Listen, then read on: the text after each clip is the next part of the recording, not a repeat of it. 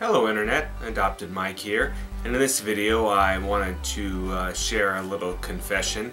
The nostalgia got to me, and I ordered and I have received my Analouge Nt, which is basically sort of kind of like a new Nintendo Entertainment System, or rather they, sacrificed an old one and created a new body for it.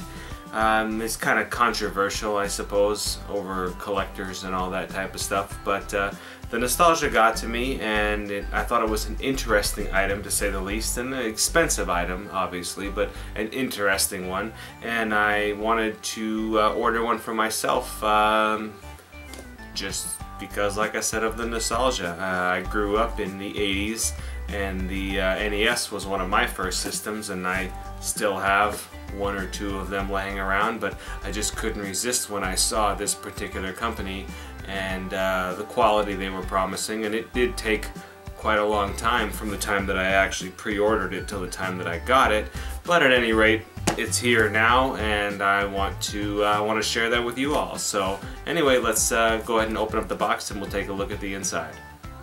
So here we are. I haven't opened this yet, so this is going to be the first opening of the box for me.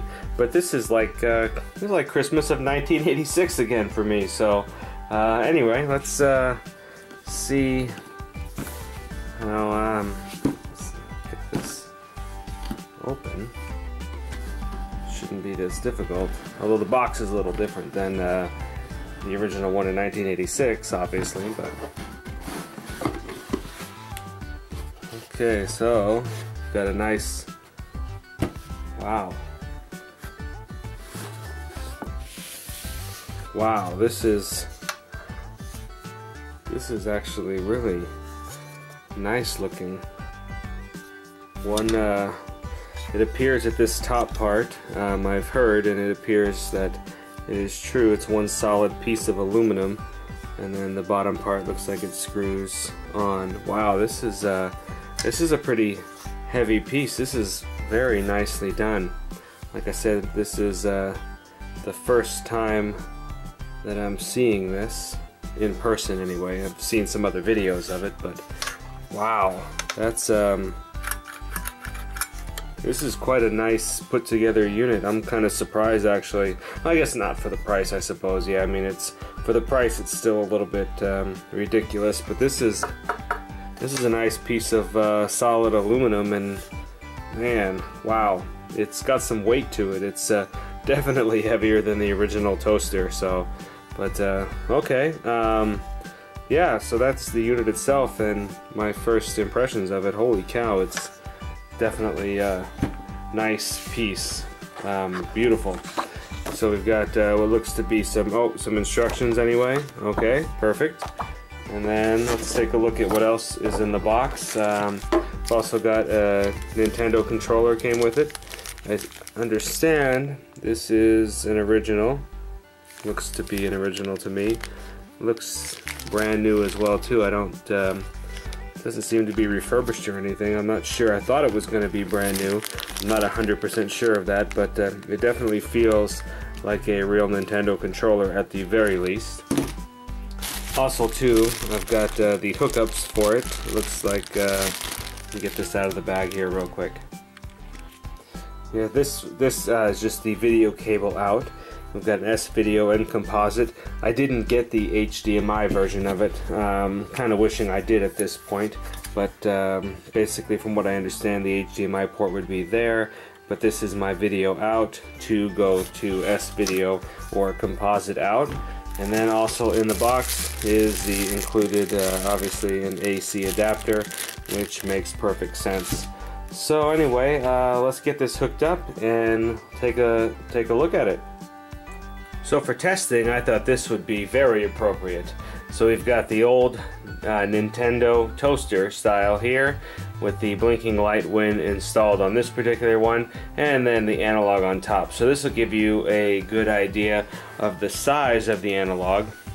It's about the width of an NES, but we're a couple of inches short over here to the back. Obviously it is not nearly as high, maybe half the height of an NES, and then we've got the 4 controller ports.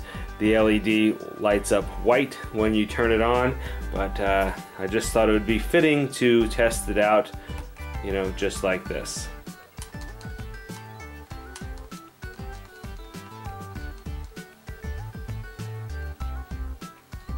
Yeah, so basically it's a Nintendo. No surprise there, I don't think. Although, to be fair though, it is a very well put together Nintendo. Definitely, probably not what the original designers of the Nintendo ever thought their invention would become, but nonetheless, this is a very interesting piece of my collection. And not to mention, I mean, it could easily play the Famicom games as well too. So that could be an added bonus depending on what you're going after. Do I recommend it? Probably not. For the price, it's like you can go out and get a Nintendo and fix it if it's even broken for probably what, 50 to 100 bucks. And this, you know, in the upwards of $500, and I didn't even get the HDMI version, although I'm kind of kicking myself for not doing it. But the S-Video out is nice, and that's definitely an upgrade over the original Nintendo. But maybe in retrospect, as far as I already am into this, I might as well just gotten the HDMI option as well too. But like I said, it's a neat item. I could put it on my shelf, and it's very beautiful. I don't know if I would use it over my regular Nintendo, just because you got the regular Nintendo thing, you know what I mean? It's, even though it's hard to say. It's hard to say. It's definitely an interesting piece to be on my shelf, and I'm very happy to have it. Although, like, yeah, definitely was expensive, and then the controversy behind it as well too. But I just wanted to share with you guys my thoughts and my unboxing of it, like it's 1986 again for me. So that was interesting. Definitely different at 36 years old than it was at 7. So, but anyway, you know, I hope you guys enjoyed the video. Leave some comments down below, and as always, thanks for watching.